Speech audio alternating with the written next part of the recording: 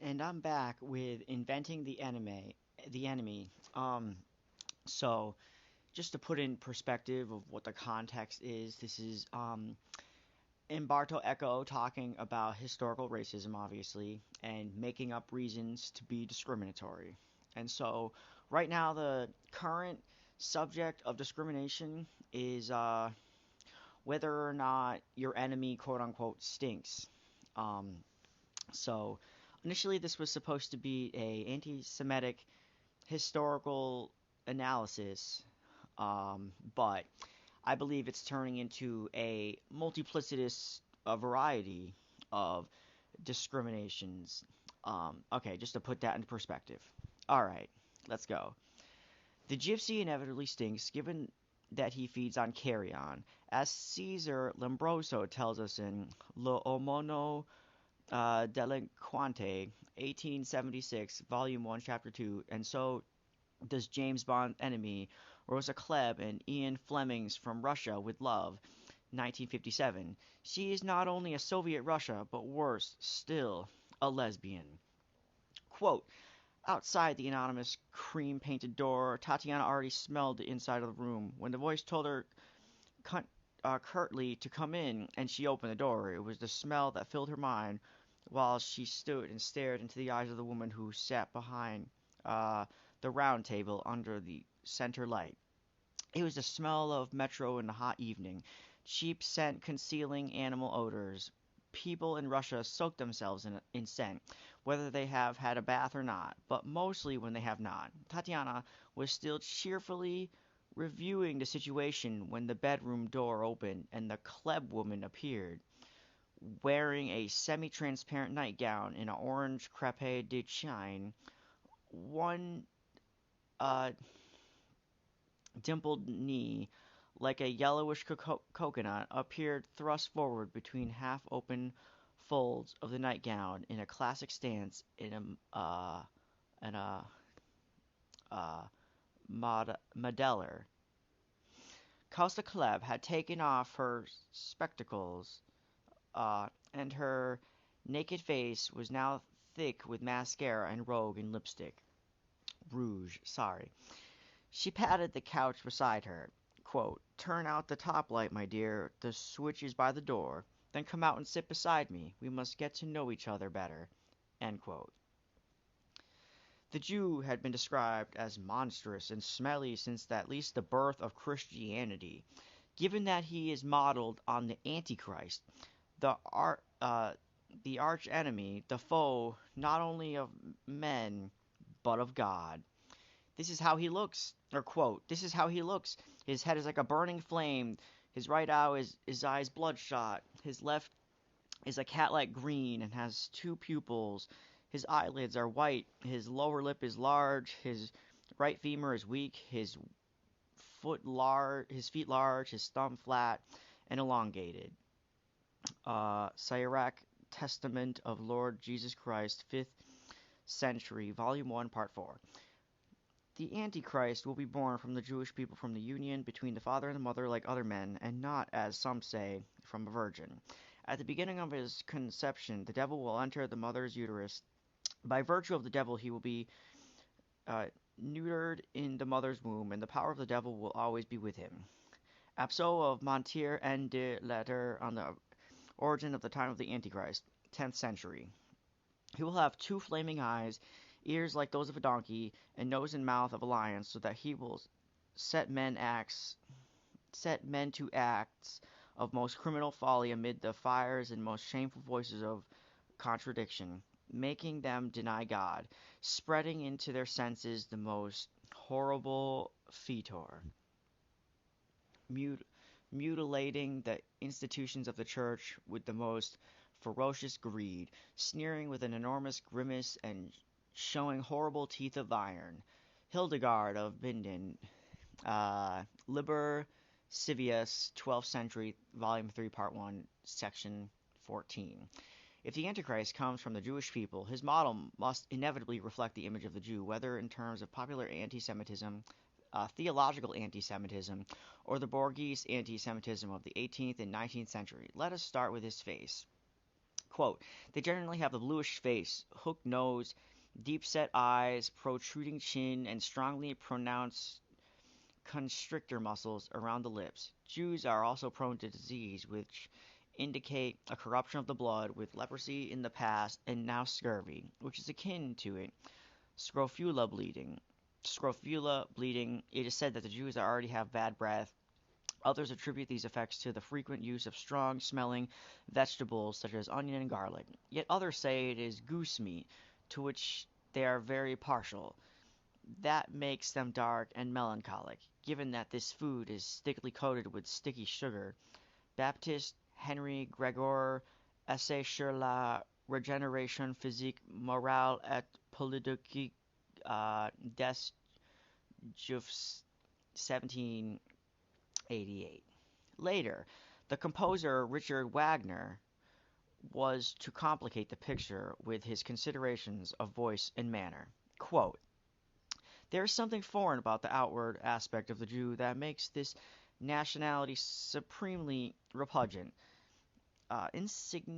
Instinctively, we wish to have nothing in common with a man who looks like that. It is impossible to imagine the representation of an antique or modern stage character by the Jew, be it a hero or a lover, without feeling instinctively that there is something incongruous, indeed ridiculous, in such a performance. But what repels us above all else is the particular tone with which the Jew speaks. Our ears are particularly offended by the shrill, sibilant, strident sounds of this idiom. The Jew uses words and constructs his phrases in a way quite contrary to the spirit of our national language. When we listen to him, our attention dwells voluntarily on how he speaks rather than what he says. This point is of the greatest importance in explaining the expression produced by the musical works of the Jew. Listening to a Jew talking, we are inevitably offended by the fact that of finding his discourse devoid of all truly human expression. Jesus Christ. It is natural that the inherent aridness of the Jewish character, which we find so distasteful, finds its greatest expression in song, which is the liveliest, most authentic manifestation of individual feelings. We might recognize the Jew's artistic aptitude for any other art except that of song, which nature herself seems to have denied him. Judaism and Music, 1850. Hitler proceeds with the greater delicacy, bordering almost on envy. Quote, in regard to young people, clothes should take their place in the service of education. If the beauty of the body were not completely forced into the background today throughout our stupid manner of dressing, it would be impossible for thousands of our girls to be led astray by Jewish mongrels with their repulsive crooked waddle, end quote. Mein Kampf, 1925, translated by James Murphy. Okay. From facial From facial appearance to customs, this brings us to the Jewish enemy who kills young children and drinks their blood. He appears very early, for example, in Chaucer's contemporary Canterbury Tales, which shares a story which, like that of Saint Cinnamino of Trento, of a young boy seized while passing through the Jewish quarter while singing O Alama Redemptoris Mater, end quote. His throat is slashed and his body thrown into a pit. Oh my God.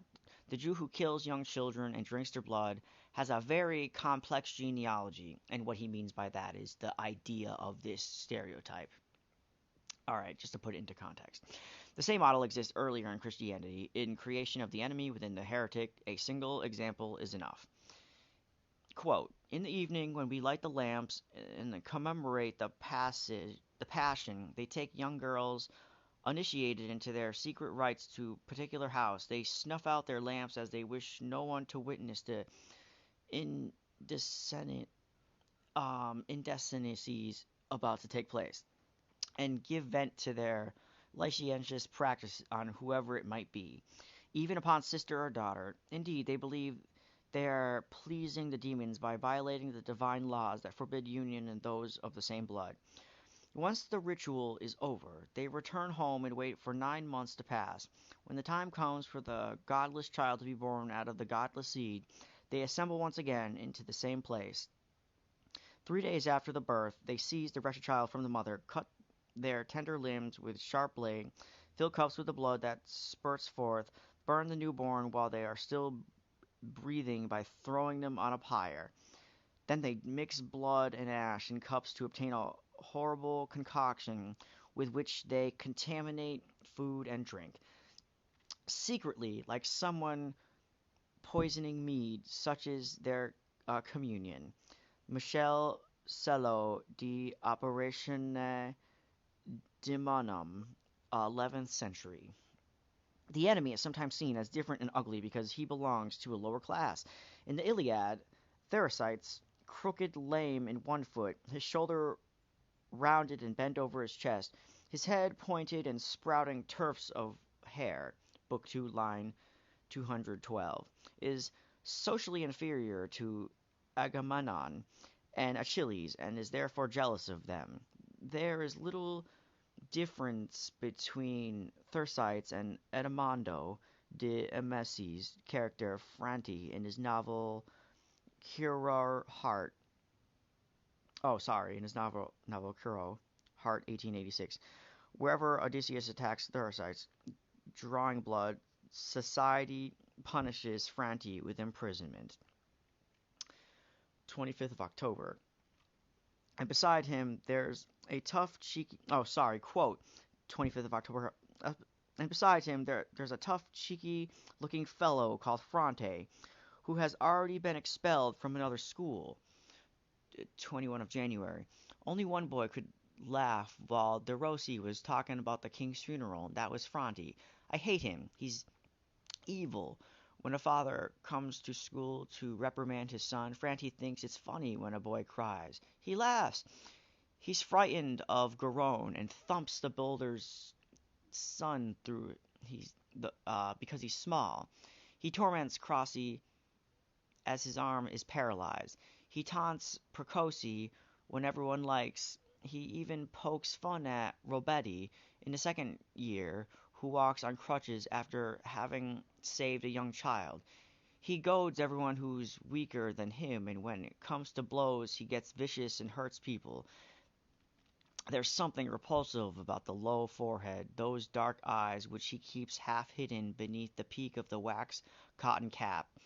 He fears nothing, laughs in the teacher's face, steals when he can, lies blazingly, is always arguing with somebody, brings large pins to school to prick his classmates. He rips buttons off his jacket and off those of other boys and plays with them. What? In his school bag, exercise books, textbooks are all crumpled, torn, dirty, his ruler dented, his pen chewed, his nails raw, his clothes creased and torn from fighting. The teacher sometimes pretends not to see his mischief, and that makes him worse. When he tried to treat him kindly, he insulted him. When he scolded him, he covered his face with his hands, as if he were crying and he was laughing. The born criminal and the prostitute are obvious examples of ugliness due to their social position, but when the prostitute we enter into the world, that of sexual enmity and of what might be called sexual racism. For the male, who dominates and writes, or by writing dominates, the woman has always been portrayed with hostility from the earliest times. Let us not be deceived by angelic descriptions of women. On the contrary, precisely because great literature is dominated by sweet, gentle creatures, the world of satire, which is that of the popular imagination, continually demonizes the woman from antiquity through the Middle Ages and up to modern times. From antiquity, I will limit myself to one example from Martial. Quote, your Vedastilla, who have outlived 300 consuls, you have but 3 hairs and 4 teeth, and have the chest of a grasshopper, the legs and the color of an ant. You walk around with a forehead more wrinkled than your groin and breasts like a cobweb. Wow, what the hell? Breasts like cobwebs? Your eyesight is like that of owls in the morning, and you smell like he-goats. Your buttocks are like those of a withered duck's bottom. Only the funeral only the funeral torch can penetrate this vagina. End quote.